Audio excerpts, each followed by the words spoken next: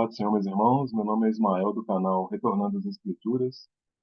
E hoje nós vamos falar mais um vídeo, né, da série As Parábolas de Jesus. Amém, irmãos? Então, hoje vamos falar sobre a parábola dos talentos, né? É uma parábola bem conhecida, né, dos irmãos. Então, peço que os irmãos se preparem desde já para nós darmos início, né, ao estudo da palavra do Senhor. Amém, irmãos? Glória a Deus. Então, irmãos, vou ler aqui, né, a parábola dos talentos, né? Ela está em Mateus capítulo 25, né, a partir do versículo 1. Os irmãos sabem que Mateus 24 e Mateus 25 fala dos finais dos tempos, né? Então eu vou ler Mateus 25, aliás, a partir do versículo 14, né, não do versículo 1. Versículo 14 diz assim: Pois será como um homem que, ausentando-se do país, chamou seus servos e lhes confiou seus bens. A um deu 5 talentos, a outro 2 e a outro 1, a cada um segundo a sua própria capacidade, e então partiu. O que recebera 5 talentos saiu imediatamente a negociar com eles e ganhou outros 5. Do mesmo modo, o que recebera 2 ganhou outros 2. Mas o que recebera 1, saindo, abriu uma cova e escondeu o dinheiro do seu senhor. Depois de muito tempo voltou o senhor daqueles servos e ajustou contas com eles. Então, aproximando-se o que recebera 5 talentos, entregou outros 5, dizendo: Senhor, confiaste-me 5 talentos, eis aqui outros 5 talentos que ganhei. Disse-lhe o Senhor: Muito bem, servo bom e fiel. Foste fiel no pouco, sobre o muito te colocarei. Entra no gozo do teu Senhor. E aproximando-se também o que recebera 2 talentos, disse: Senhor, 2 talentos me confiastes. Aqui tens outros 2 que ganhei. Disse o Senhor: Muito bem, servo bom e fiel. Foste fiel no pouco, sobre o muito te colocarei. Entra no gozo do teu Senhor. Chegando por fim o que recebera 1 talento, disse: Senhor, sabendo que és homem severo, que ceifas onde não semeaste, e ajuntas onde não espalhaste, receoso escondi na terra o teu talento. Aqui tens o que é teu. Respondeu-lhe, porém, o Senhor: Servo mau e negligente, sabias que ceifo onde não semeei, e ajunto onde não espalhei. Cumpria, portanto, que entregasses o meu dinheiro aos banqueiros, e eu, ao voltar, receberia com juros o que é meu. Tirai-lhe, pois, o talento e dai o que tem 10, porque a todo o que tem se lhe dará, e terá em abundância. Mas ao que não tem, até o que tem lhe será tirado. E o servo inútil, lançai-o para fora nas trevas, ali haverá choro e ranger de dentes. Então, irmãos, essa parábola dos talentos, né, ela é assim, às vezes, mal compreendida, né, por muitas pessoas, né, porque elas usam essa palavra talento, né, para dizer o talento que a pessoa tem de tocar um instrumento, de escrever um livro, né, de fazer uma palestra, né. Então, as pessoas usam essa palavra nesse sentido, né. Só que não faz sentido, irmãos, porque se o servo inútil recebeu um talento e ele não desenvolveu esse talento, por exemplo, o servo inútil não desenvolveu o talento de tocar um instrumento. Aí o Senhor pega esse servo inútil e lança ele no lago de fogo e enxofre, porque ele não desenvolveu o talento de tocar um instrumento. Então percebe, irmãos, que tem uma coisa assim, né? Tem alguma coisa que não bate, né? Então vamos estudar bem, né, o significado dessa parábola dos talentos, né, para a gente entender. Então, o significado da parábola dos talentos, irmãos, ela fala sobre a responsabilidade e prestação de contas no juízo, né? Então, algumas pessoas confundem essa parábola com a parábola das 10 minas, né? Mas a parábola dos talentos, ela está localizada na narrativa bíblica logo após a parábola das 10 virgens. Ou seja, ela pertence a uma série de exortações de Jesus com relação à sua segunda vinda, né? Então, Jesus ele fala nessa parábola dos talentos, né? Fala sobre um homem dono de muitas propriedades, né? Prestes a viajar. E esse homem então confiou seus bens a seus servos. Para um ele deu 5 talentos, Para outro servo ele deu 2, e para o último servo ele deu 1 talento. Esse talento, irmãos, confiado aos seus servos, era uma unidade monetária em uso na época, né? Então, estima-se que o talento equivalia a 6.000 denários, sendo que 1 denário era o salário pago pela diária de um trabalhador. Ou seja, 1 denário significa o salário de um dia de trabalho, né? Logo, um talento ele equivalia mais a quase 20 anos de trabalho para a maioria dos trabalhadores na época, né? E a gente vê aqui que o Senhor ele confiou quantidades diferentes de talentos a cada servo. Isso significa que ele sabia muito bem, né, que uns possuíam mais habilidades para os negócios do que os outros. Então, irmão, sob essa lógica, né, cada servo recebeu uma quantidade adequada de talentos para poder o quê? Administrar, né?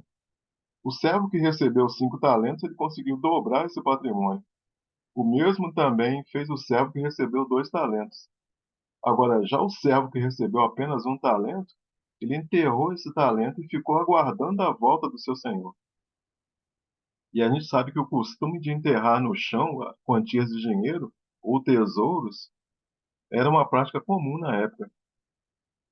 Então, irmãos, percebam aqui na parábola, né, que são 8 talentos, não 10 talentos, né?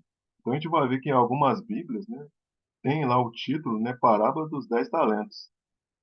Mas a gente sabe que esses títulos, eles não são inspirados por Deus, né? Esses títulos, eles são colocados, o editor coloca esses títulos para poder nos ajudar, né, na leitura da palavra de Deus, né? Mas nem sempre esses títulos estão, vamos dizer assim, refletem, né, o que está ali no restante do texto. Então são 8 talentos e não 10. E esses talentos, irmãos, estão ligados ao que? À salvação. Cada pessoa ela tem uma experiência de salvação diferente, né? Então, por exemplo, algumas pessoas elas nascem em lar cristão, outras pessoas são libertas das drogas, outras pessoas são libertas da prostituição, outros recebem a Cristo por causa da cura de uma enfermidade, né? Então percebe que cada pessoa tem uma experiência de salvação diferente. E Deus espera que a partir dessa experiência que você teve, você desenvolva essa salvação, né? O que que diz lá em Filipenses 2, versículo 12? Diz assim, ó: De sorte que, meus amados, assim como sempre obedecestes, não só na minha presença, mas muito mais agora na minha ausência, assim também operai a vossa salvação com temor e tremor. O que que é operar a salvação? Operar significa realizar, conquistar, produzir resultados, né?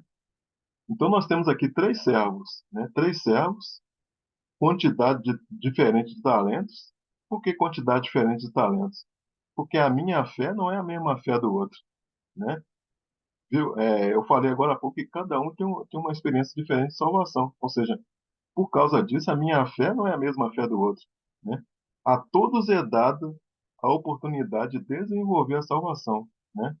E nós sabemos que a fé é um dom de Deus, mas a fé é dos eleitos, né?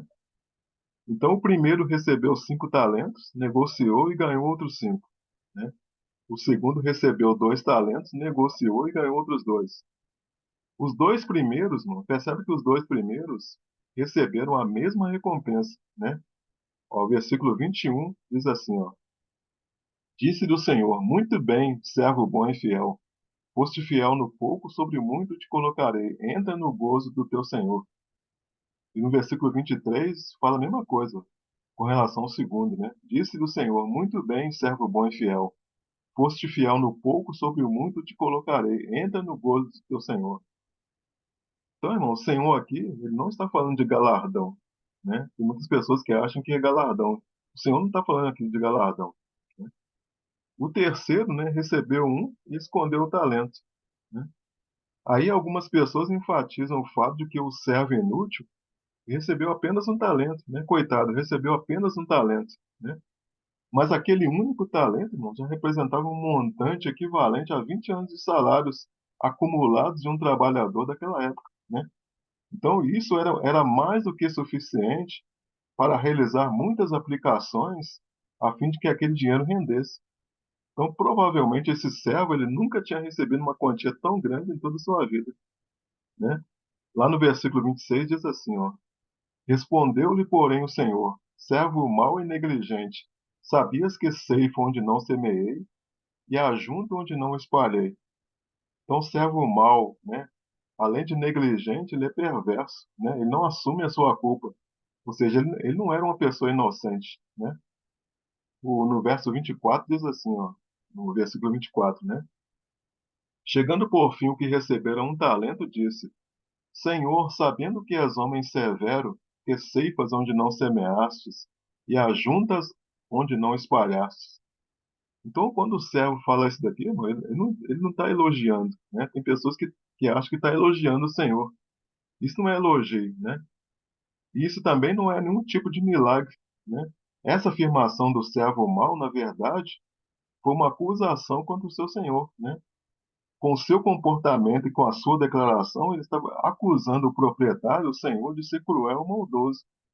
Quando ele diz que seu patrão colhe onde não plantou, ele está querendo dizer, na realidade, que o seu Senhor exige algo a qual ele não tem direito de exigir, né? Pois quem não planta não deve colher. É isso que ele está querendo dizer. Então, basicamente, entre outras palavras, ele está dizendo: o Senhor é cruel e eu fiquei amedrontado, por isso que eu não apliquei o seu dinheiro. Então, a culpa é totalmente sua, né? O Senhor é cruel, cruel, né? O Senhor é mau e eu fiquei amedrontado. Então, eu não apliquei o dinheiro por culpa sua, né? Então, a verdade, irmãos, é que aquele Senhor, ele só teria sido injusto se ele tentando colher algo onde ele não plantou. Se ele não tivesse dado nenhum talento para aquele servo, né? Versículo 27 diz assim, ó: Cumpria, portanto, que entregasses o meu dinheiro aos banqueiros, e eu, ao voltar, receberia com juros o que é meu. Então, né, é como se dissesse assim, né, se você realmente pensa isso de mim, né, então você deveria ter pelo menos deixado o talento com os banqueiros, né, para que você pudesse me apresentar algum juro e talvez ser poupado da minha crueldade, né. Então percebe, irmãos, que esse servo aqui, ele não desenvolveu a salvação, né. E pelo fato dele não ter desenvolvido a salvação, o que aconteceu com ele? Ele foi lançado nas trevas, no lago de fogo e enxofre. Né? O versículo 30 diz assim, ó: E o servo inútil, lançai-o para fora nas trevas, ali haverá choro e ranger de dentes.